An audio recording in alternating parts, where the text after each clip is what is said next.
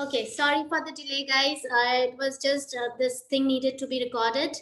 And so now we are good to go. So yesterday in the class, we discussed about Namo Kar Mantra, some of the important facts about Namo Kar Mantra. Why do we say it? What does it mean? Like who are the Panch Parameshti? Arihant, Siddh, Acharya, Upadhyay, and Sadhu. And I'll be telling you about all these Panch Parmeshtis in detail in the next few classes. Just stay with me because it is going to be really interesting. And I also told you about some of the powers of Namokar mantra, like how you can use it when you're feeling sad or when something is not being done rightly. You can just use the Namokar mantra.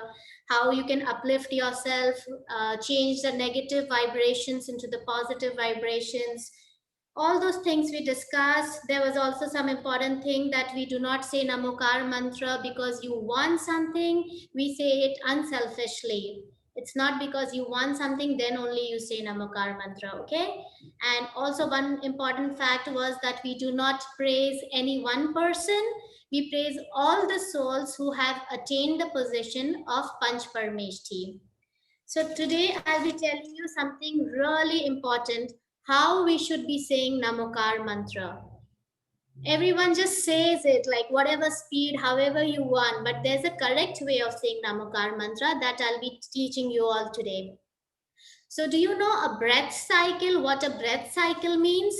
So when we breathe, we inhale, right? We inhale air and then we exhale air out, right? When you're breathing, you're always doing that. You're inhaling air and then you're exhaling air. So we are going to say Namokar mantra one time using one breath cycle. Namokar mantra using 3 breath cycles. Now I'll teach you. So first, when we say Namo Arihantanam, you're going to do inhaling. Okay, let me share with you the Namokar mantra. So here it is. So when we say Namo Arihantanam, you inhale. Do it with me. Namo Arihantanam. Now exhale and say Namo Siddhanam. Now again inhale and say Namo Ayaryanam. Namo Ayaryanam. Exhale out and say Namo Uvajjayanam. Inhale in Namo Loe. Exhale out Savvesahunam. So this is the right way. So we are using 3 breath cycles. Inhale, exhale 1, inhale, exhale 2, inhale, exhale 3 to say the entire Namokar mantra. Is it clear?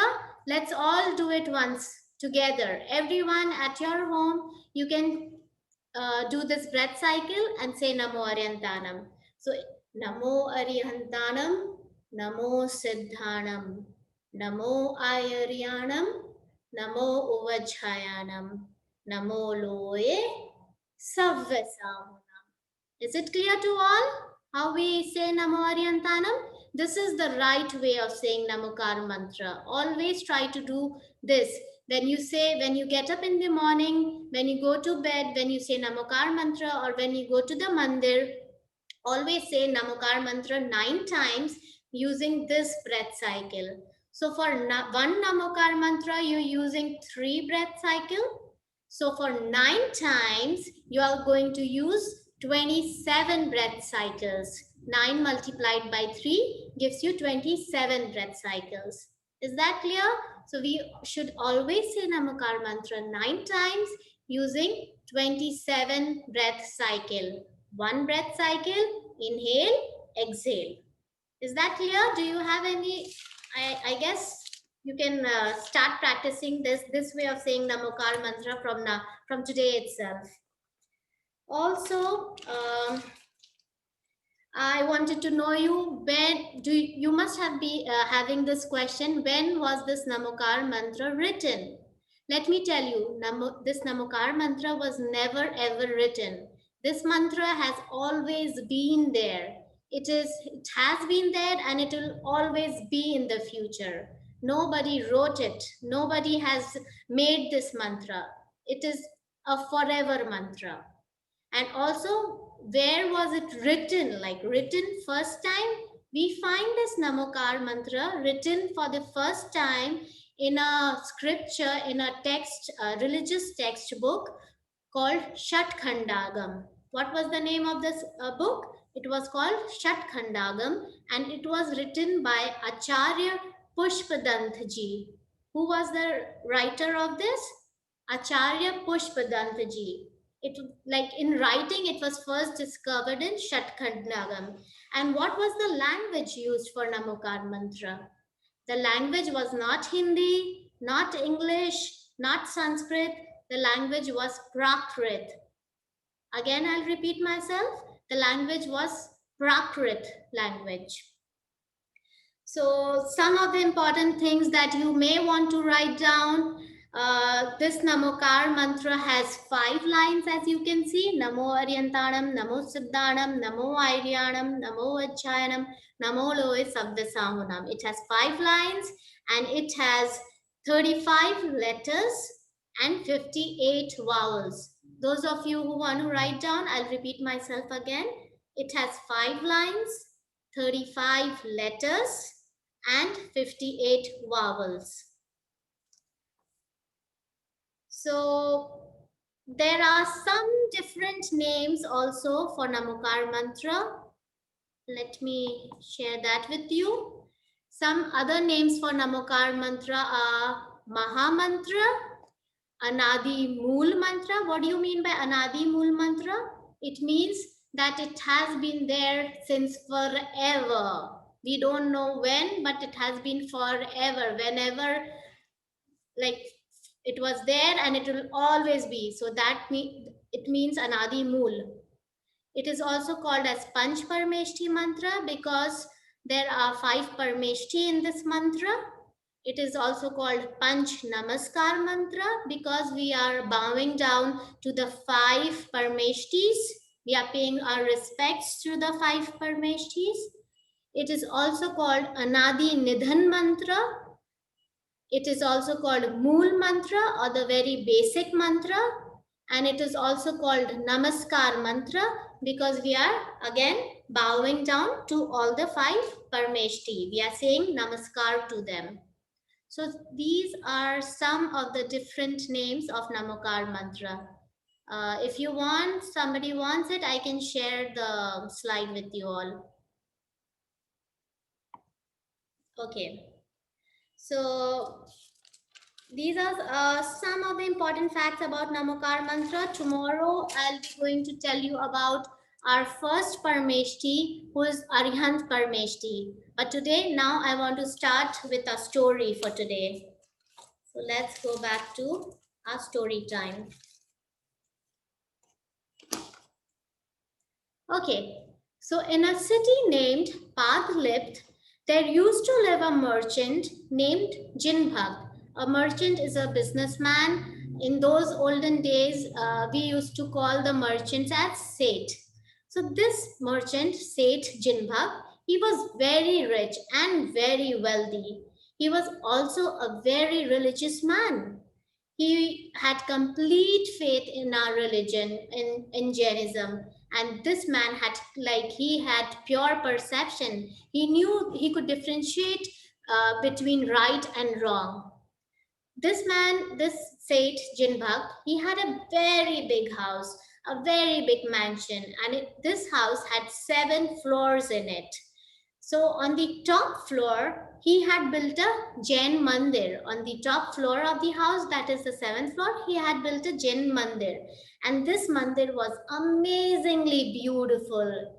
He had in this mandir, he had all the statues and idols of Bhagwans in very precious stones, in diamonds, rubies, all those precious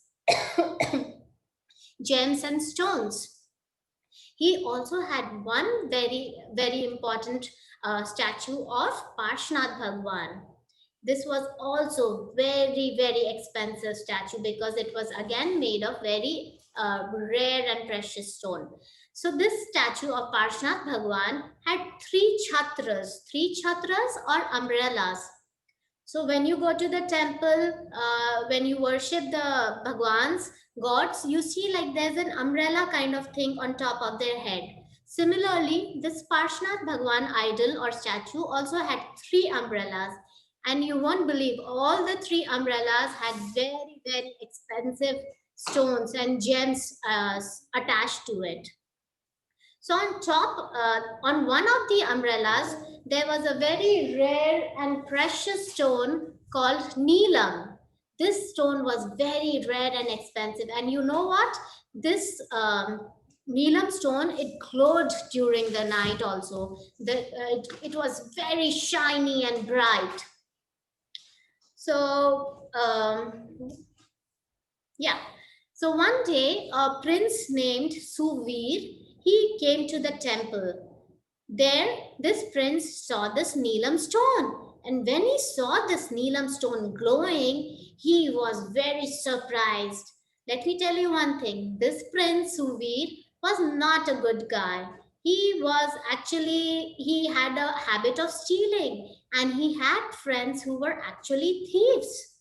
So when he saw this Neelam stone, he had that greed in him. He wanted to take that Neelam stone. He was very greedy. So what he did, he went out of the mandir. He called all his friends over, and he called all his thief friends. Let me tell you, all were thief. He told them, whoever is able to steal that Neelam stone from the temple, I will give him a big, big prize. So there was one guy named Surya Chor. So when he heard about this, he said to the prince, don't worry, I am very good at stealing. I will go to the temple and steal that Neelam stone for you. But it wasn't that easy to steal the gem from the Seth's house. He tried many times, but he was unsuccessful. So now he thought, I have to think something else to steal the stone, to steal this precious stone. So what he did, he disguised himself as one of the Jain Pandits. He made himself as look like a Jain Pandit, and then he started to do lots of rats and upwas. He started to pretend to people that he was actually a Jain disciple. And there was one very good quality about this chore, that he was a very good speaker. Whoever he spoke to, that person got very impressed to him.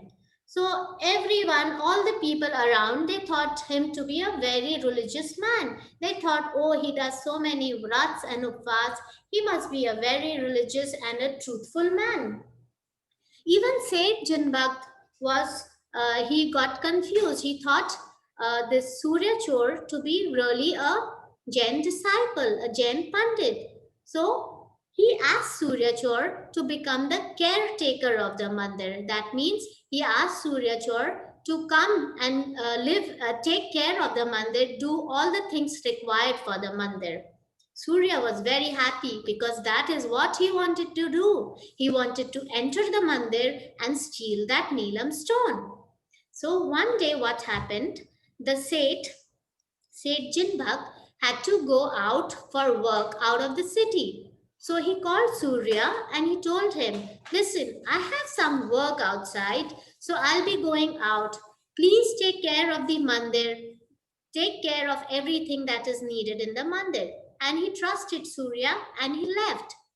The Seth, while going, he walked, and then it became dark. So he did not wanted to walk during the night time. So he stayed outside the city in one of the small homes or shelters. Now, Seth was gone. Seth Janbhakt was gone. Nobody was there. And in the mandir, Surya Chor was sitting. So now he thought, now I have the right opportunity to steal the stone. So he went there. He took out the stone from the umbrella of Lord Parshvanath, and he put the stone in his pocket. He came out of the house and started running with the stone. But you know what? I told you before, this Neelam stone was very bright. It shined in the darkness. So the guards saw the shine of the stone, and they immediately came to know that that person has stolen the stone and is running away. So Surya Chor started to run, and the guards followed him. They also started running behind him. Surya Chor ran and ran and ran, and the guards were behind him. They were saying, Chor, Chor, let's catch him. He's stealing the Neelam money from the mandir. Let's catch him. And they were also running behind him. Surya Chor eventually got very tired. So he saw a small shelter outside of the city. So he thought, let me get inside and hide from these guards. So he entered inside. But do you know some interesting thing that happened? That was the shelter where actually Seth Jinbakt was living. He was sleeping. But when the chore entered, he woke up and he saw Surya there. He was very surprised seeing him. Then he saw the guards outside running towards him, and he saw the Neelam stone that the Surya chore had. He saw the whole thing and he knew, okay, so this Surya chore is not a Jain disciple. He is actually a chore. He's actually a thief. He is just pretending to be a pandit. So he understood everything.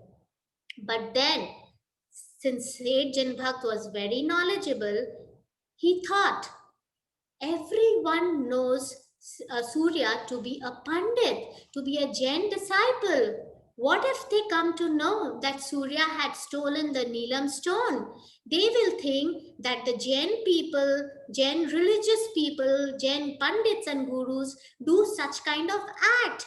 They steal, and people would not like it, and they would not have belief in the religion. So Seth Chinbhag did not want this to happen. He was he was like, no matter what, I don't want my religion to be defamed. I don't want people to say bad things about my religion because of the act of this thief. Nobody knows him to be a thief. They think him to be a pandit. So I have to hide this fact.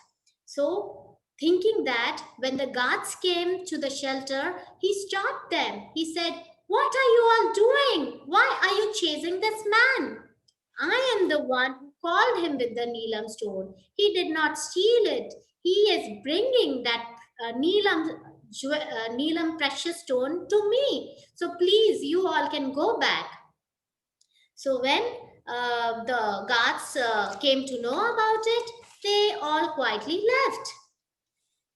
So this way, Seth Chinbak stopped the disgrace or the dishonor that could have been brought to the true religion just because of the foolish act done by this chore called Surya.